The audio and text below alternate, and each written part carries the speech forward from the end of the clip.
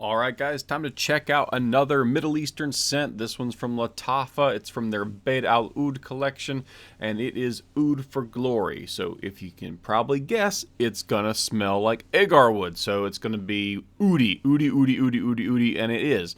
It's very, very pleasant. This one came from Burlington for 25 bucks. I think it's a little bit, actually, I think it's like almost 7 bucks cheaper right now on Joma Shop and some of their discounters. So check those places out first.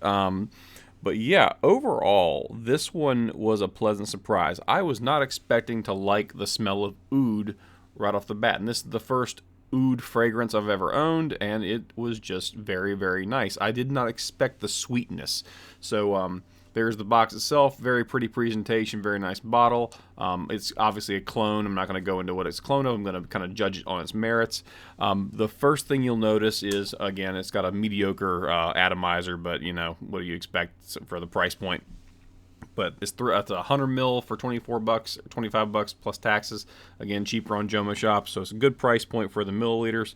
And overall, what I was most surprised by was how sweet the smell came out as. Now, the actual accords and various scents of this one are registered at Fragrantica saffron, nutmeg, and lavender in the opening, and you do get that. You do get those three. You can definitely notice the lavender in particular because that comes out pretty strong, but that fades, and the agar wood, the oud smell, is there really right off the bat. It doesn't like hide at all. So you get the oud and you get the patchouli that kind of gives it a little more sweetness on the back end as it dries down, and the kind of powdery, kind of musky smell to go along with it at the base.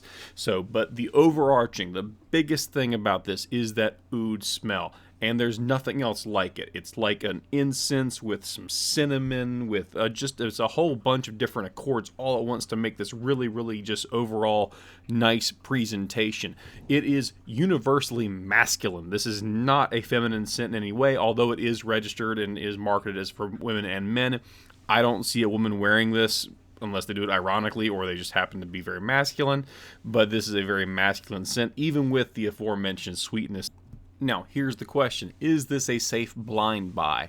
Honestly, probably not. If you're over the age of 30 and you buy this, you'll probably be fine with it. I don't see anyone being super offended by it. It's not a youthful scent in any way. This is a masculine scent. It's a wintertime, nighttime kind of smell.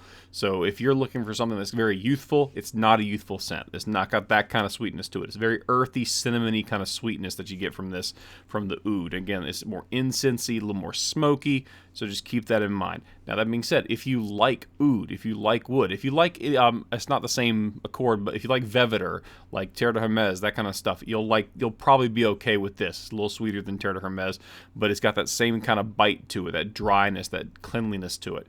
But it's got that little bit of sweetness added to it. I think that's mostly the patchouli and the musk coming out that gives that little bit of sweetness along with it. So overall, really great scent for me, but I would not call this a safe blind buy unless you're someone who already knows they like oud.